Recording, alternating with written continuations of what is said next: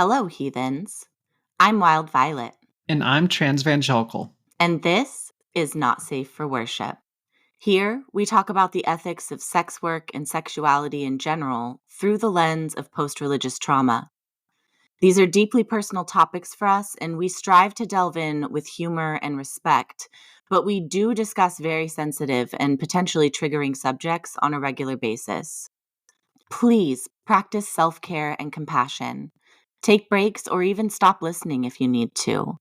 We care deeply about you and your well-being.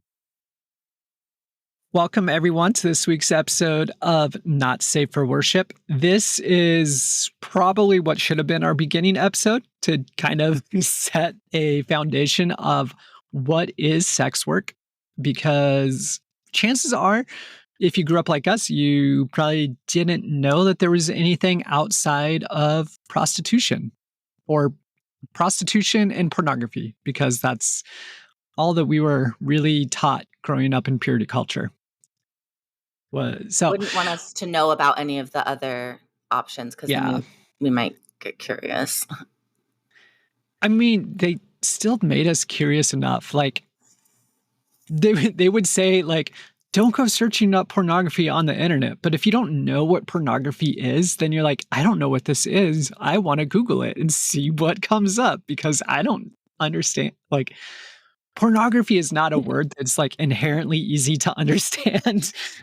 There is no one who thinks about sex more, I believe, than like a Christian, quote unquote, virgin, like let's say high school, college, young adult. I'm telling you, we're all so fucking curious. Well, and that's kind of like the way that it's done. It invites so much curiosity that it makes it like so much easier to constantly think about.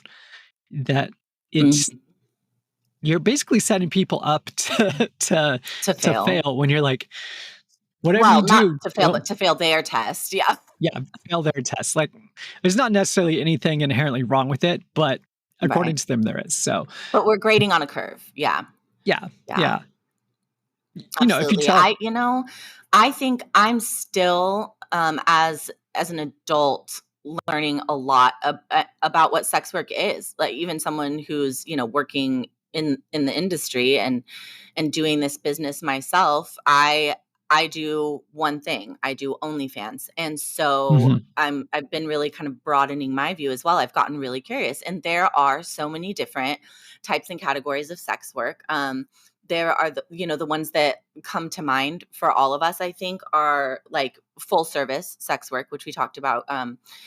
We colloquially prostitution is how it's been referred to. And there's, you can be independent, you can work through a brothel, you can even within full service sex work, there's more than one way to do it. So I think sex work in general, would it be accurate to say kind of just an exchange of sexual services for compensation of some sort? And I would say compensation could be monetary or food. It could be housing. It could be kind of anything. And sexual services could also be very broad.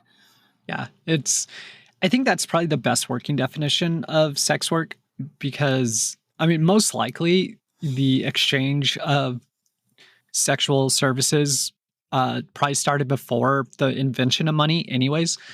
So like sexual services for food or, something like that before money existed. Or for status, for power, for, there's a lot of different. Yeah. Which was actually kind of common in Greek and Roman culture was. And there's a question mark there, of course, about whether or not that's ethical. If you have to have sex in order to, and we really do want to focus for the most part today when we're talking about sex work on ethical sex work. We're not talking about trafficking. We're not talking about coercion. We're not talking about that forced stuff. There might have been a culture back in the day, and we know that this happened all the time, that people married for, power and legacy and a lot of different things. And so technically people do that today. It's true. It's true. They do. And but I don't know if I would call that It's not, ethical yeah, sex not work necessarily. Yeah. necessarily. However, it's definitely, it is a You can motivating maybe make factor an for some argument. people. Yeah, Yeah, yeah. I definitely. wouldn't call it ethical necessarily because the people in power, can you make that ethical? I don't, let's not get too deep into that. That could Yeah. get We're gonna do very like very basic level here. And that's gonna be kind of the thing is we're gonna constantly have these gray areas whenever we're talking about it. Which is not to be unexpected because if we are working in any type of industry, like there there's unethical ways to do basically any type of industry. So if we're absolutely. going to, it's kind of weird that we think that we have to like toe the line on what is ethical and what isn't in sex work. Whenever other industries, you don't necessarily have to do that. Even though there's a lot of unethical things in like technology, the service industry, like food service industry. Uh, Hmm. so, but yeah, we're not going to get nuanced into all the unethical ways that you can that sex can be exploited or things like that. We're going to be kind of just dealing with basic levels. So, Yeah. What is uh, sex work? What are we talking about? How do you engage it in a way that's ethical? How do you engage with sex workers in a way that's ethical? You might even talk a little bit about like the implications of being a sex worker for on our lives. What does it look like to do sex work? So mhm, yeah. yeah, awesome. So, So, we talked about full service already.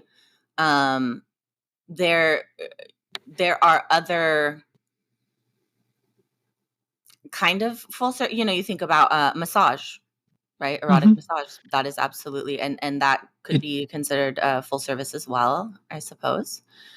What I'm else? not sure. Can Yeah, I'm we? not sure if that one is. Uh, Yeah. but yeah, I mean, if you go back and listen to the episode with Ember, there's a lot there that it can fall under sex work that isn't necessarily something that you would consider sex work. Like her CPAP videos that she sells a lot of, it is not going to be somebody's first thought on a type of sex work. However, it's I mean, it still falls under the like photo and video aspect of it, but like that's not But a something lot of inherently. I'm so sorry. No, you're good. It's not. I was just gonna say it's not something that people see as inherently sexual, but some Mm-mm. people do, and because of that, it's a very gray area of what a sexual service might look like. Yeah. But I think for our sake, if it's being requested of a sex worker, and if it's being, again, you're being compensated for it and people are enjoying it in an erotic way, which they're making it very clear that they are with Ember, go girl. I think that then it would, definitely fall under that category. And of course, like that's so, so broad. I think about those CPAP videos. Yeah, absolutely. That's a great example. There's also a lot of she talked about like her sneezing and coughing content. Hmm. Yeah. There's, for a lot of us who are in this space, there's a lot of emotional labor that goes with it. You might have Hmm. people that pay simply to have a conversation about what's going on with, their sexual orientation or with Yeah. their partner, with whatever. There's like this little bit of, hey, I'm not a licensed counselor, but like if you want to pay me to chat about this, I will. And so there's that also is an aspect of sex work. And Yeah. there's things like the dominatrix work, right? Um, Which gosh. doesn't necessarily include like uh, what we might consider like it doesn't necessarily include intercourse. It Mhm. might, depending on the situation and the people involved, but there's also a lot of dominatrix things that there is no actual physical contact between two humans. Mhm. Normally there will be a tool or something of some sort. It's not Okay. necessarily human to human touching. So there's Well, and there's just a lot of also space. you've got the online dominatrix community. And so of course, like no contact and, you know, some of the, the acts that they might be, engaging, like some of the things that they might be doing might look inherently sexual. And then they might have subs who actually have fetishes around things that don't look inherently sexual to us. They might Mhm. be forcing them to do something like clean a toilet with their toothbrush. They might be, Yeah. doing something humiliation, right? So when you get into the world of fetish and in the world of kink, there are a lot of things there that maybe we don't widely culturally see as inherently sexual, but that doesn't mean that they aren't for some people. And so Mhm. that's where this like really individualized porn, I think, is really, really valuable, and one of the reasons that it's OnlyFans is so popular. Yeah, of course. And yeah, absolutely. I think one that stands out to me, I'm constantly having my friends, they'll say to me, I'm just going to sell some feet pictures. Then I don't even have to get naked. I'll just sell some pictures of my feet online, which we all know it's so much more difficult than Do you that. know But like, yeah, yeah, a lot of us don't I think of toes as being inherently sexy. For me, it's hands. Like I'm so into hands. Oh my God. But like some people are into toes like that. You don't even have to show a genital, just a yeah. toe. And like, I don't, I'm not, like, to me, feet are almost a turn off for me, and that's just a personal preference. Yeah, oh no. I actually, like, I intentionally, kind of make myself become attractive to, like, a partner's feet, just Yeah. because yeah. But everybody is so different. Like you said, you have hands that, Oh my God. are your thing. Um, what is Okay, my thing? so I actually have a dear friend who's a sex worker, and just like really hates feet. Almost has like a foot phobia. Like if you're Yeah, sitting on yeah. the couch next to this person, you accidentally touch them with your foot, they're gonna like recoil and be like, like if you're sitting there like That's touching almost your me, foot in front actually. of them, they're cringing. Yeah, they hate feet. And like that's, totally fine, different preferences. And Mhm. I don't know what it is, the hand thing. I remember like my very first boyfriend when I was in 5th grade, I was like, "Mom, he has such nice hands." Like I just thought that his hands were so pretty and so cute. And now, listen, I should post a It's the picture. hands. I need to post another picture of my girlfriend's hands on the internet because y'all, You do. You definitely oh should. my God. Anyway, so I moving mean, on from that, hands and feet. Be the hands and feet of Jesus Christ. there we That's go. really cute. So, Oh my god. pick up your cross and follow me. We're following the what is it? Be a lamp unto my feet and a light unto my hands. I don't. Anyways, Ramp into the my point is that yeah. people like feet, and people have always used their feet to communicate um sexy stuff. So I can't think of a great way to segue into this except that I'm so excited for Alycea to tell us about like a specific sex work practice, a really, really early sex work practice that she informed me of that I had no idea existed. And I think it's the most brilliant thing ever. And I might have to steal it, honestly. Like I might take this Oh idea. yeah, Um, I want we to need to say make that our own line. it could be considered maybe like the earliest form of the foot fetish, but it's not really about the feet, as we'll see when we get into it. But it might qualify. We'll take a vote. Alycea, Absolutely. please tell these people about the Yeah. feet. So in the first century, and we were on Go Home Bible, and I think Vi, you brought this up where Jesus gets his feet washed, right? And that, like, feet washing was part of prostitution in the first century, is kind of like a ritual type thing. So as at They least don't as want to early as the suck first no. century, They don't want to suck no nasty yeah, toes. All right. yeah, sweaty, dirty toes, you got to clean those things. Mm-mm. So yeah, like foot cleaning was an inherently sexual practice. Also, I just thought of this. Like feet are often, you know, why can't I come up with the word all of a sudden? Flew right out of my brain. Eh, eh, Ish, eh. kink. No, feet in the Bible are it's Oh, often when they say feet, it's it's symbolism. They're actually referring to genitals. yeah. So how do we, when it came to, you know, prostitution and like the washing of the feet, you have so much background in translation that you might actually know. Do we know if they were referring to feet or genitals? Like, because I said something about If sucking a dirty toe, and then I went, well, you wouldn't want to suck a dirty. Oh, yeah. I don't know. I know that um actual feet washing was a thing. But it would yeah. make sense to have genital washing as well, and just include it in the quote foot washing. And yeah, like inspecting of genitals is actually it has a really basically as long as full service sex work has existed, the inspection of genitals has existed because it helps like stop STIs, right? Like Hmm. if Yeah. somebody has something growing off their genitals, you probably don't necessarily want to be, touching that.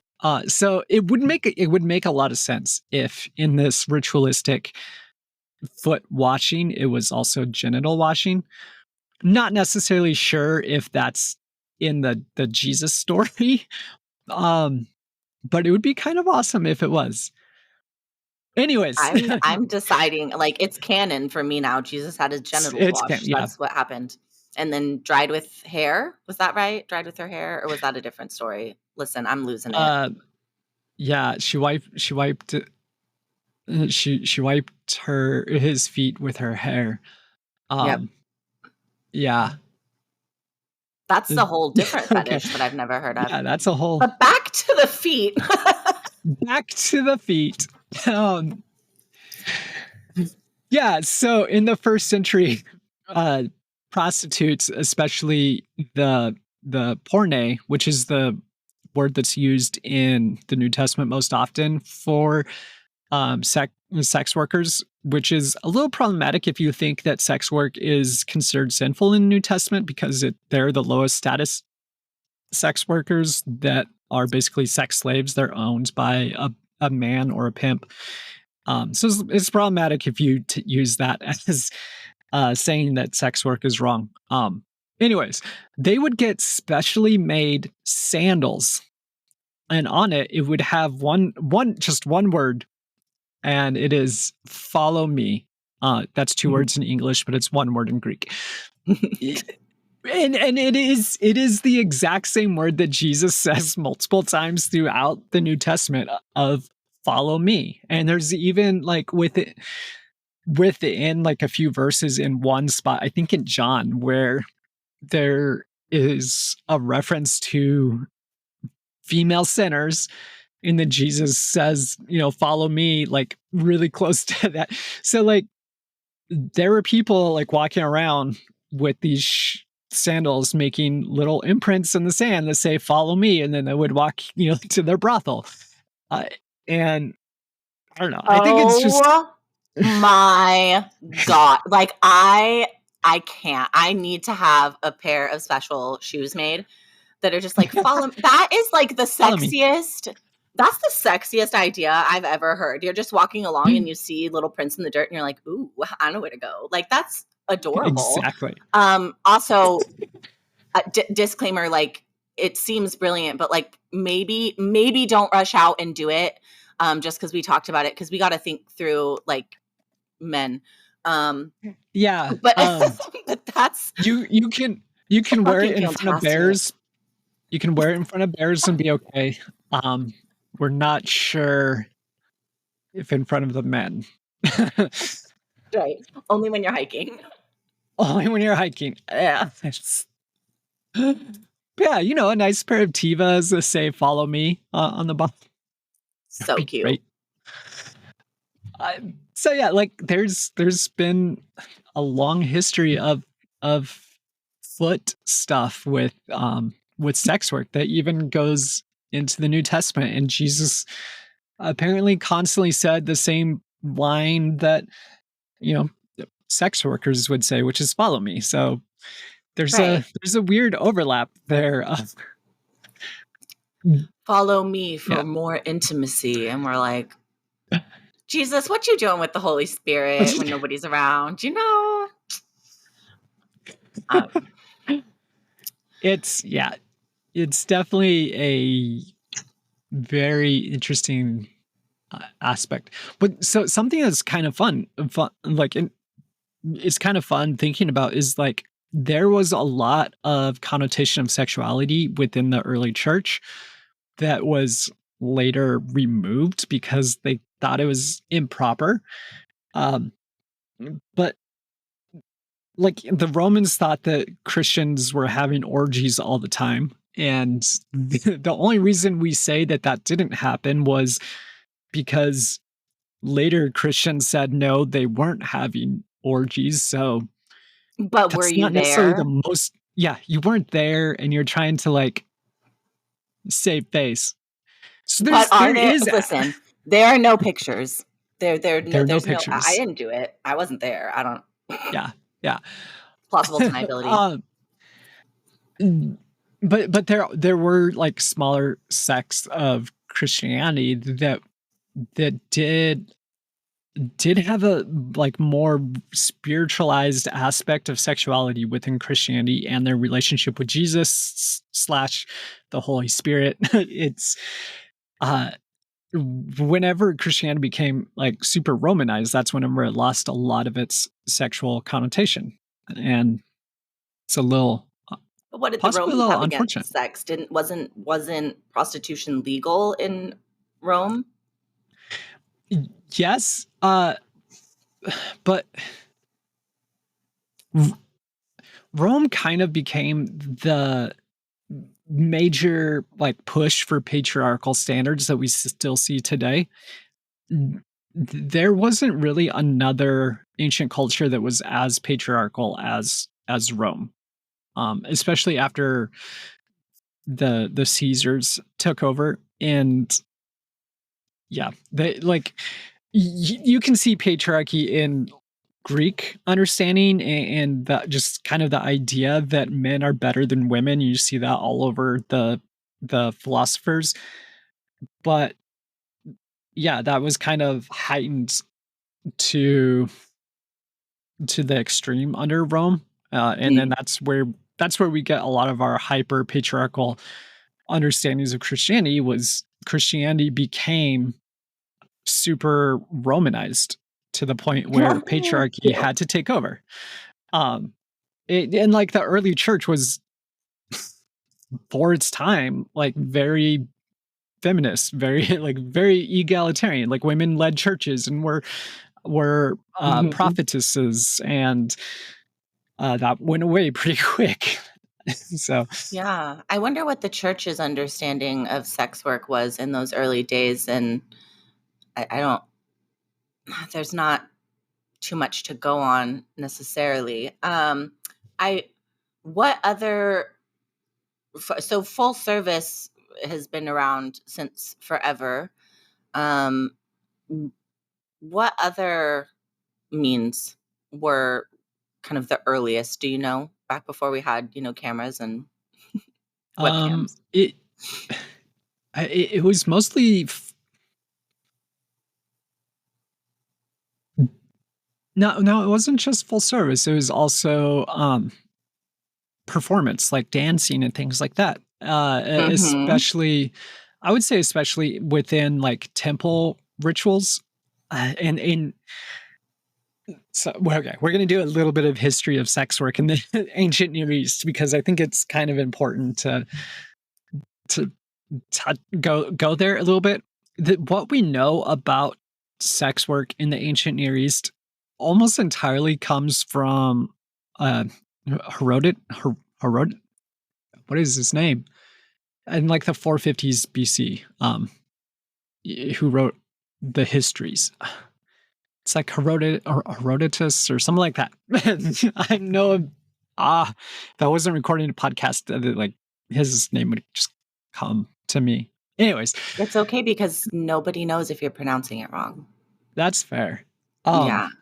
but he's the one that wrote about everything, and he wrote from a very like the Greeks are superior to everybody type thing. And just like we get with any other history, like the reason we have a hyper focus on human sacrifice for like the Aztecs is because Spaniards wrote the Aztec history whenever they conquered them because they wanted to make them look bad. You kind of have the same thing with these. So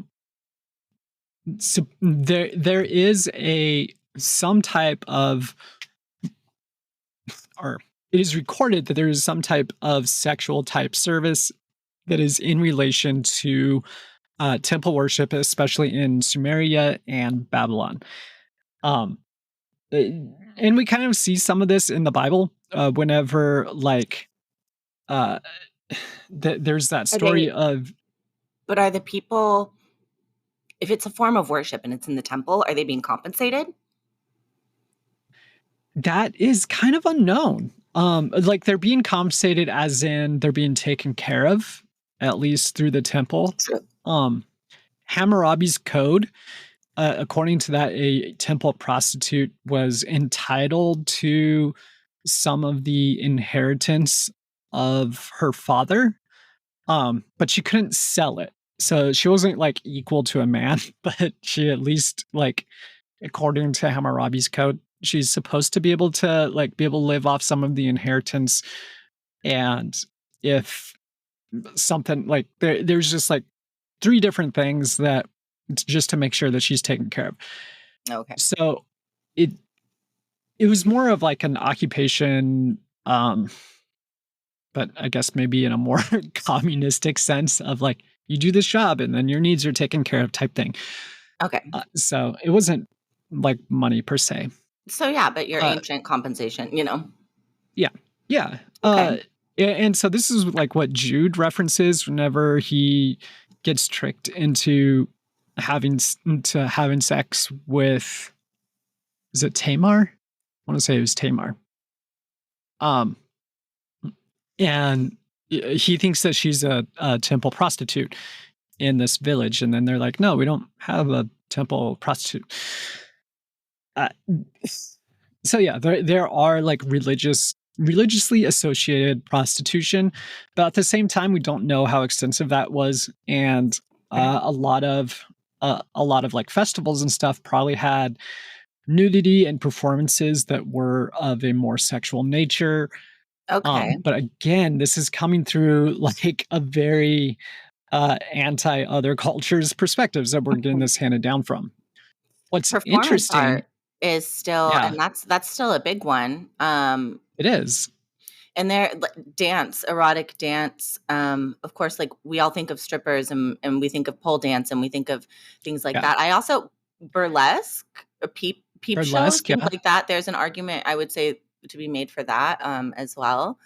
Um, Also, like still the performance pieces, Mhm. like rope tying Oh performance pieces, yeah, like yeah. So artistic yeah, expressions. Yeah. those would either be fall under sex work or sex work adjacent. That's Mhm. yeah. Again, the lines are really blurry. Um, Yeah. what is super interesting though is like the Sumerians, a lot of the temple worship was associated with the goddess Inanna, who Mhm. um, had actual transgender uh, priests and priestesses that it's like the earliest recordings Yeah. of trans people, and they were seen as more connected to the goddess Inanna, and um, that's why like Joseph uh, is given. There's like the way that Joseph is treated in Genesis is actually very similar to how one of the Gala of Inanna would have been treated. Joseph is getting given clothes that is defined by the Bible as clothing wore by the virgin daughters of the kings of old, which would have been Israel. And so specifically feminine clothes. Joseph is spoken in feminine beauty terms that are only used of Rachel. And then they're given like a more feminine role in Egypt. So like the story of Joseph actually has way So too many connections to be being trans. so what you're telling me is that Joseph and his coat of many colors, this is where the queer Mhm. rainbow came from. I Probably not. Probably not, We but probably co-opted that from someone. I should be careful what I yeah. say because I really don't know where that came from. And like knowing I us, don't know where it's the rainbow came appropriated. from. But like you know what? They were trying. I feel like they were trying to tell us future queers something like she's one of you. You know, I don't know. Yeah. Uh, and yeah, the fact that Joseph has like these visions and stuff that was common with galas in Sumeria and in Babylon, Cool. especially in the city of Ur, which is where Abraham supposedly came from. There was a big temple to Inanna there. So are you saying that there's then a good chance that there were like transgender sex workers working then but in the Christian tradition then, I mean, I know we're surrounded by this, but was there ever a time when it was like kosher for Christians to partake? Yes. There were actually instances in Christian history. If we're talking about specifically trans people, no, but there's parts in Christian history where prostitution was seen as a net positive because um, it kept the number of rapes down and unwanted pregnancies, Mhm. which it, I like being pro sex work. I I don't know if that's the right way to go about it. It's a very like men still using women type way. Like Mhm. we have an issue with, men raping women, so we're going to most likely have sex slaves and say it's okay for them to at least exchange money, which I suppose is slightly better. But In the that the case, biggest it's like problem, it's not the sex worker or the work itself that is unethical. It is the power dynamic and the way that they are being taken yes, advantage of that is yes. unethical. Um, and yeah, like we said, we wouldn't get too deep into all of the things that are unethical, but of course, um, even even things like that persist today. Yeah. I wonder. So next developments, I guess I'm wondering about. I'm guessing probably some imagery too. Um, was common during those days. No, they didn't have camera phones or whatever, but um, what if and we've held on to that. Now, what the movement into kind of the modern day, that's been an interesting progression because it feels like we kind of started at the most basic levels with like again modern day being a broad term. We had Yeah. like magazines became a big thing, right? And then eventually we got over here to webcam like webcams and what we're doing now, Yeah. but there Yeah. was there was a period in between there when it was mostly magazines then film, um Mhm. and now we still have like pornographic films, but there's also more independent work. What else would fall under the Um, category of sex work historically or presently? uh, so I mean, historically, this is on the unethical side. You could almost include historically, you might be able to include like giving up daughters, like kings giving up daughters for um, political relations with another country. That seems more like trafficking than sex It work to it me. is it is That's it is very trafficking. much trafficking. Yeah. So Um. But yeah, Yeah. we've increased our ability to like expand what sex work is, especially with the rise of technology. So like the invention of so okay, we have more smut today in literature than we ever did because it's easier to write things. However, smut has always existed. The Song of Songs is a Hey.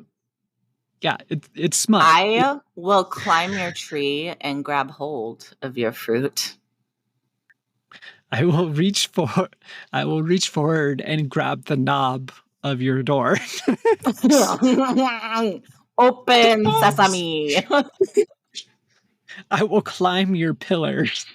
Lord God Almighty. Yeah, that there's some sexy stuff up in there. Back when Yeah, I was a there's youth pastor, there was an interpretive reading from the Song of Solomon oh my god, no. once. Yes, there was. It was hilarious. Well, because it was a talk about like we used to do these tough questions, you know, where we would let them write Mhm. down anonymous questions, turn them in, and then we would our next like at youth group we would do talks on those topics. And one of the ones that we got was, why don't Christians ever talk about sex except to say it's bad? And I was like, actually, God thinks sex is really good. Let's hear an interpretive reading from the scriptures. And it was a great way to open it up, because if you have to talk to a room full of teenagers about awkward Yeah, topics like yeah. this, like you maybe make them laugh first. Their faces are all just like, oh God, oh God, oh God, you know. So it was a great I time. mean, But that Song of Solomon is juicy. it's there's a lot in there. It's the Mm-hmm. only place in the Bible where you're gonna find out that having getting high and having premarital sex in a vineyard is celebrated. So The best way to worship, if you yeah, ask me. So yep. yeah, we've got all that. I feel like Do there are so we? many things that Do I'm missing. I know there are categories yeah, I'm missing, but the point is, sex work is, the exchange of like, sexual service, broadly, for compensation. And so for some of us, our sex work might look different than others, and we do kind of get to define that if we feel like yeah. we are presenting our body in a sexual and vulnerable way. Um, now, I just thought of I think what we were trying to remember uh, escort services slash oh yes, sugar daddy sugar baby type stuff. for sure. Those are also included in the sex work umbrella. There is so much. There's so much, and I know that I'm missing a bunch of stuff. We're not necessarily here to talk about like every single thing that is sex work, but that's a broad overview. We can all kind of glean from that, and I think understand that and apply that lens that we've given. Now, being a sex worker comes with its own implications. Um, Sex work has always been, if not criminalized, at least kind of vilified. We Yeah. um, kind of looked down upon and shamed, and that was true, as we talked about, in these ancient cultures, and it's still true now. And being a sex worker means facing some discrimination, and dealing with some difficult stuff. So, what does it look like to be a sex worker in the modern world?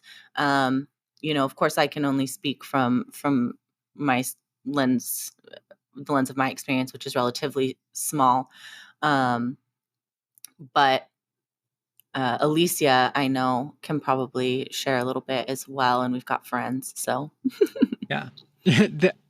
I mean, there's been times in history and so we're talking specifically about the history that's led to our Western culture, which is why going back to like I think it's okay to go back to like Babylon and talk about like trends and stuff because that led to Christianity, which led to the colonization of Europe and then Europe colonizing every place else. I don't know enough about like geishas in mhm. Japan. So I can't really speak to that.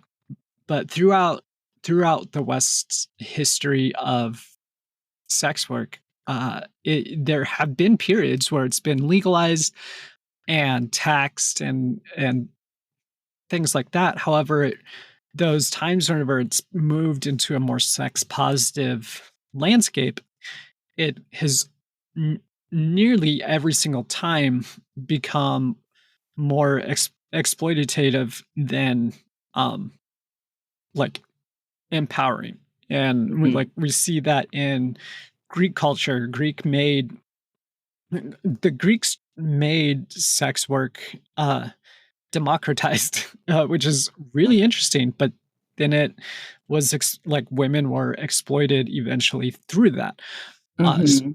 specifically women. Yeah, Of course. and then throughout like Christian cultures, it's always been seen as this negative. Like if you are a sex worker, you aren't going to get married, and so there's Straight always to been this hell. You're straight going to hell. straight to hell. Um, Mhm.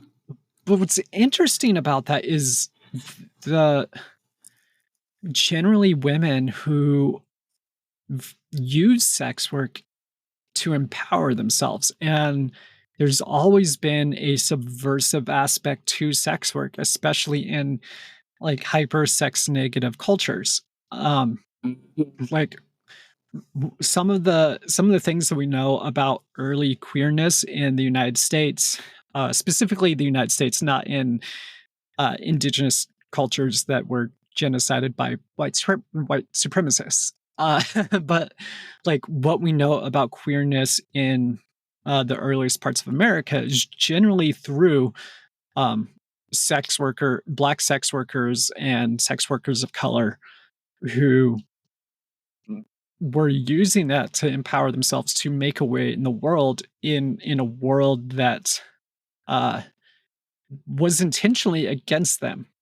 And so like there was one trans woman, and I should have looked up her name before this, who um she made like um a cloth vagina. And that's what men used, and they didn't know that they were using it, which I don't know how, but that's besides the point. Like she would use it to also gain secrets and like grow in status because she she was using it to her advantage. So there's always been like a very subversive aspect to sex work, even in very sex negative cultures, which is Mhm. to me is an incredible history to step into. I do think that we're in a time where sex work is becoming more positive. It's being seen as more acceptable by a larger number of people. And Yeah. at the same time, it's becoming more independent in that more people get a say in how they engage in sex work, which hasn't always been a thing.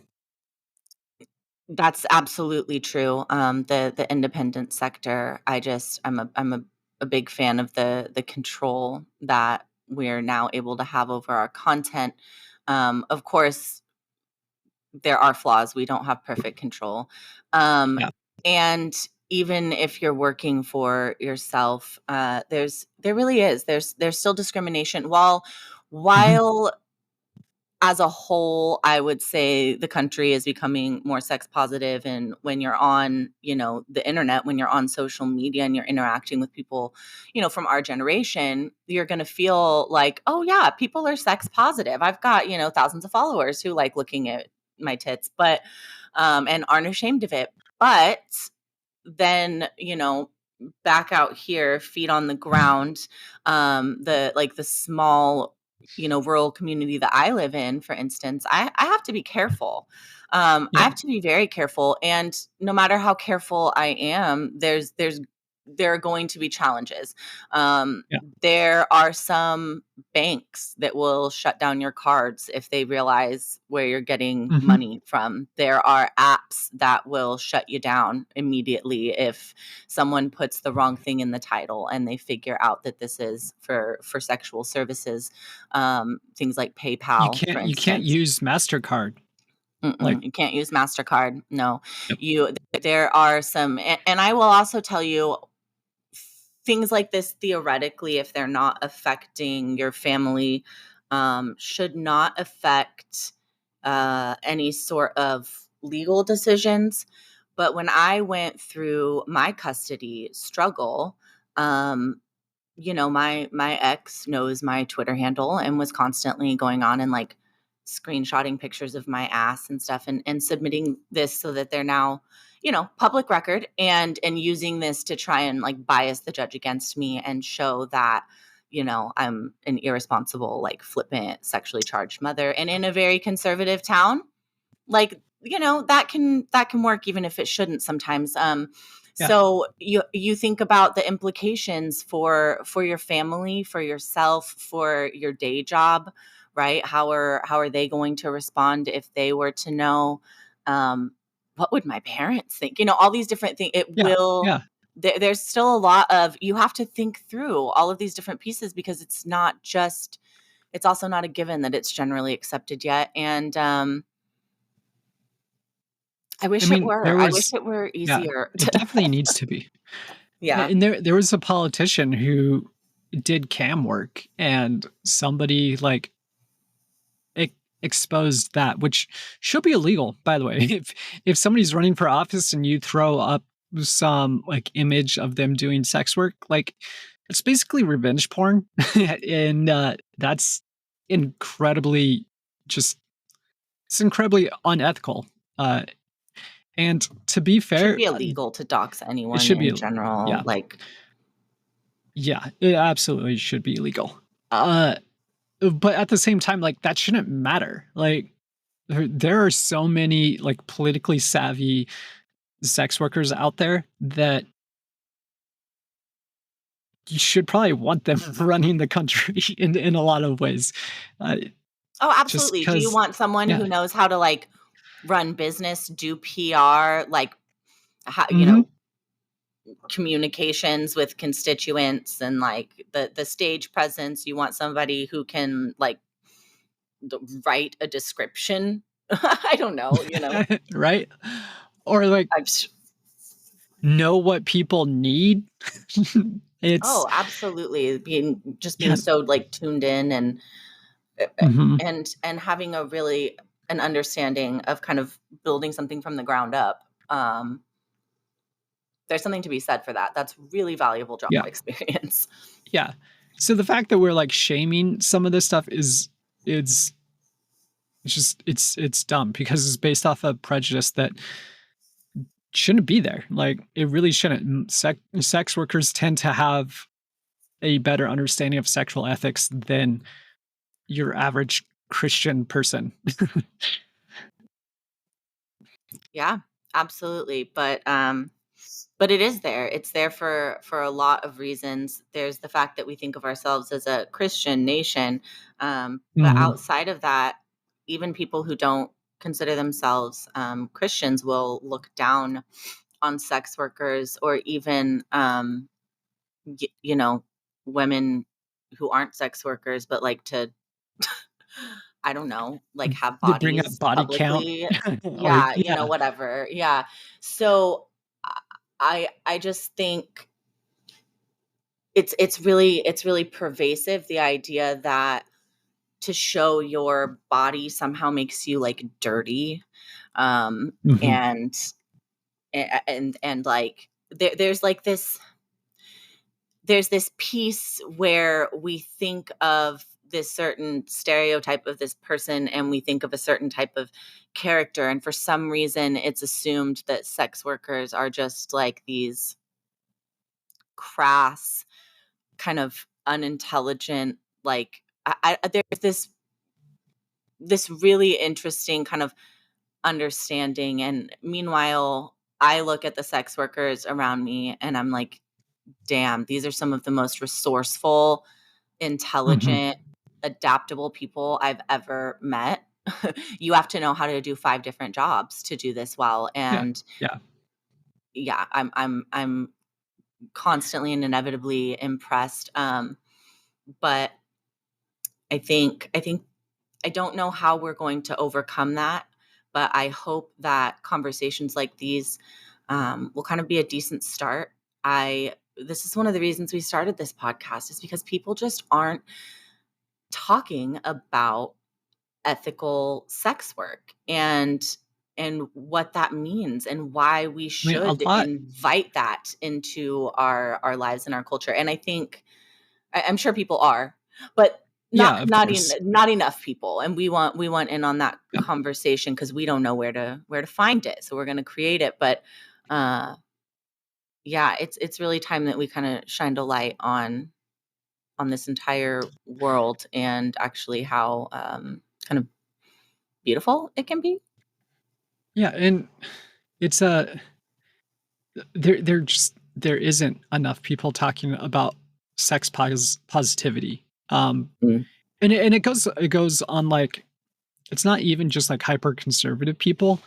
Like, let's let's take a quick moment to talk about everybody's favorite topic, JD Vance, and the rumor that he fucked a couch.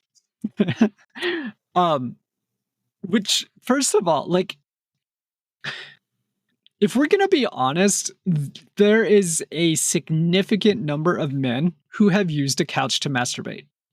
And there are Because worse things to fuck. I mean, listen, there are.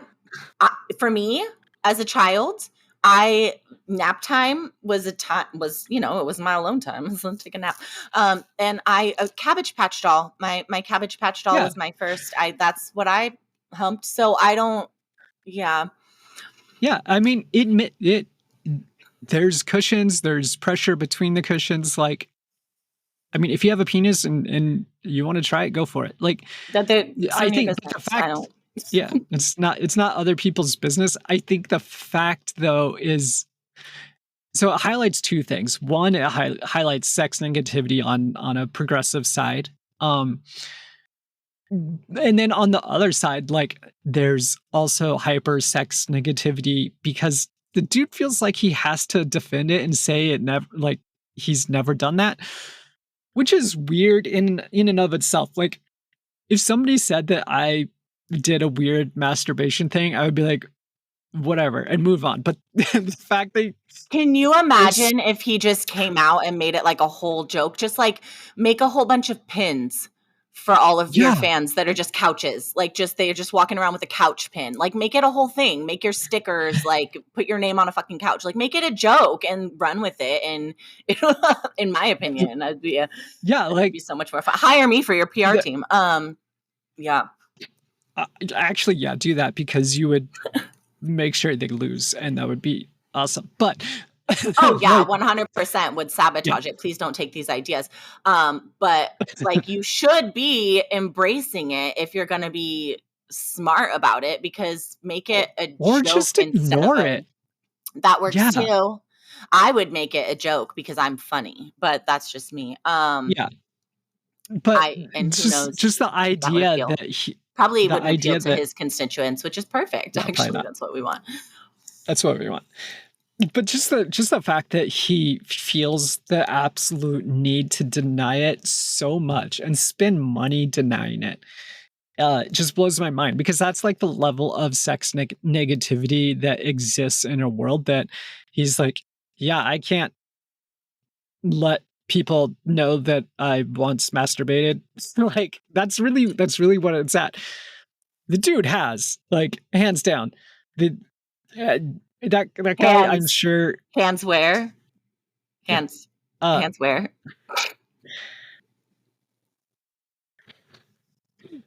The dude definitely has covenant eyes on his computer. I'm sure of it. Just probably. You know, I'm really just trying to make up, I think, for the tattoo. I again, these are ideas that were taught to us by the Christian church, but that doesn't mean they weren't pervasive elsewhere. So for me, where I grew up, there was a program called STARS. Students today aren't. Oh, I did STARS. Yeah. Did you do STARS? I did STARS. Okay. I'm trying to make up for STARS right now. Oh my God, me too. Okay, so in STARS, if y'all haven't heard of this, there is a curriculum. Students today aren't ready for sex, and it is like you do like a workshop, like a session. I think it's once a week for 6, 8 Yeah, weeks, whatever yeah. it is, and you can become a STARS leader if you're in high school. High school students will Mhm. go in, learn the curriculum, and then teach it to middle school students, and it is Which is abstinence weird. training. It's so weird. It's abstinence training, but the reason that they do that is because if they can get high schoolers to come in and teach it to middle schoolers, they know that the middle schoolers are more likely to listen to them than to an Yeah. adult. They're like, oh, these kids are cool. So I was a fucking STARS instructor, and I'm doing abstinence only training with these kids. And then I've got friends next to me that are teaching abstinence only, and I know what they were doing last Friday. You know what I'm saying? And like they just like wanted the hours for their volunteering because we had to do a Yeah. certain amount of volunteering. Meanwhile, like they've got us doing the most toxic shit. And I remember a session where we had to put like posters on the walls, like different All the things, like how far posters. you would Yeah. go or how far you've gone, and people were Yeah, supposed I to like remember stand this. underneath of it. Oh my God, the horror. And it's just, I wonder if STARS is still a thing. I don't even want to know, honestly. I I do, but I I don't. And so, yeah. God, it better not be. But this is this is a public school. We're talking like religion's not allowed in classrooms, but abstinence only training is still a thing. And that's still the mindset of so many of the people in that town that I grew up with. Like purity culture exists outside of purity culture, outside of the church. And um, it's just mind blowing to me. I do with having these sex positive conversations. It's obviously not something that I got to engage in when I was young. Yeah, And this feels really educational for me, and it feels like healing and redemptive. And I'm just so glad that we are having these conversations. definitely. Yeah, this is our makeup for stars.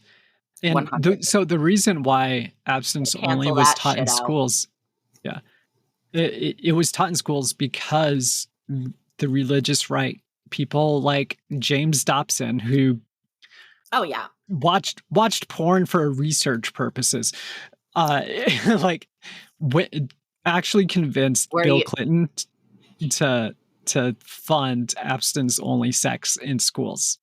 James Or yeah, Dobson was researching with his dick, and then he yeah, was he just was. like, nobody else is allowed to use their dick. That's what I found out. Yeah, I, basically.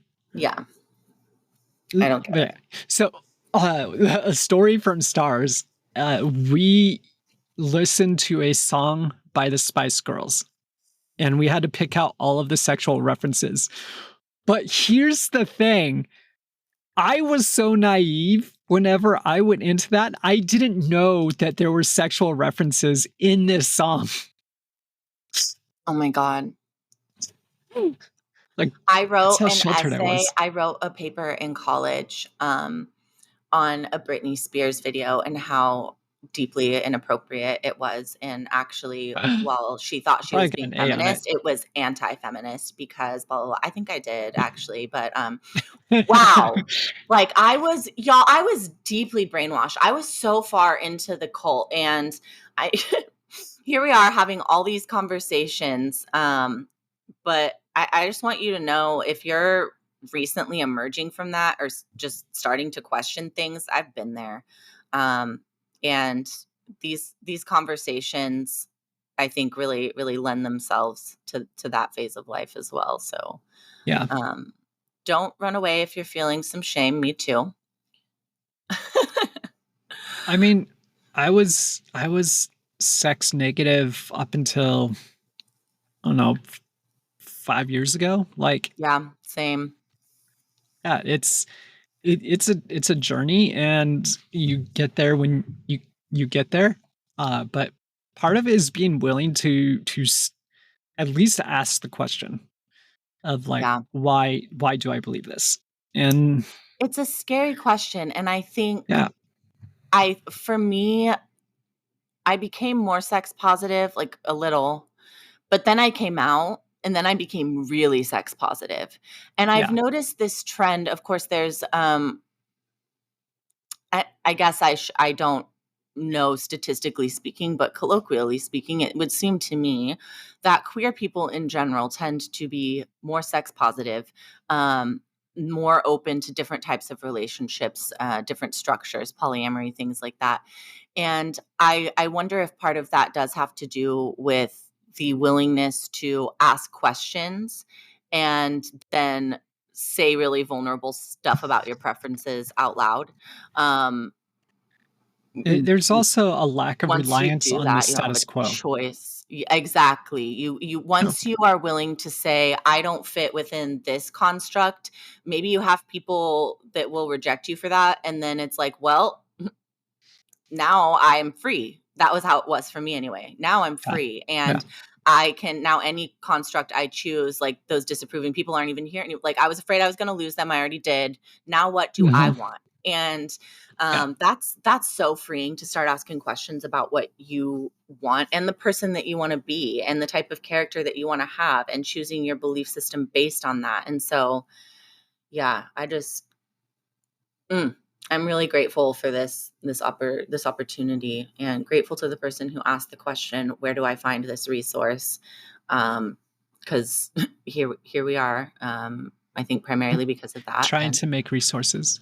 yeah, yeah. And also because Alycea is great and we have just like wanted to be able to sit and have conversations about this stuff forever. And so why not invite people in and make it a regularly scheduled thing? Yeah, something like that. And I always have, yeah, my autistic hyper focuses tend to be very historically focused. So it's, My it gives autistic me that. hyper focuses are just once I'm into something, it's just I want to know. I want to know everything. But Yeah. It's not, I think for me, it's not that I just want to know everything. I want to tell everything. I want to oh learn it all yes. and then tell it in info dump. Cause yeah, the info dumping is one of my favorite parts. Yeah. Yeah, I totally get that. I've always really enjoyed studying for the purpose of teaching. I remember Mhm. like preaching and that was like one of my favorite parts of the job. I found it really interesting and trying to figure out how to tie things back to cultural references. I gave talks on like there was a Doctor Who episode one time. I did a talk that referenced the movie Warm Bodies. Is that what it's called? No. The one with about the zombies that get brought back to life by love. Anyway, whatever. I I don't I remember had that. so much fun I with don't it. remember that one. But I totally get it. And we are here to kind of do some info dumping and do some discussion and open up conversations, and hopefully we'll keep having these conversations, right? Interact with us on social media. We've got our Twitter is up and running. I know it's X, but I just can't. And we've got an email as well where you can reach out to us at any time. We would love to take ideas for podcast topics there if there are specific things that you want to hear us talk about, or questions that you have about recent episodes that maybe we go back and clarify in the future, or even just because you want to have a conversation. All of that, it will be in the Absolutely. show notes. Yeah. Perfect. Well, we've been talking about sex work for approximately an hour now. So it's time for us to free you. Thank you so much for listening and being with us. If you can think of more types of sex work, please let us know. We want to talk Yeah, about because those there's too. definitely more. Oh, Yeah. yeah. So many. Somewhat. Or if you have a different definition of what sex work means to you, that would be really interesting to see.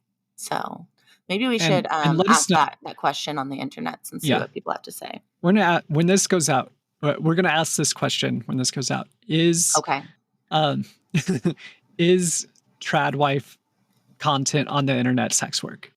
Oh, See what people say. girl. I like it. I like it. All right. Well, we'll be talking to you soon. Thanks so much for tuning in. Thank you, everyone. Bye.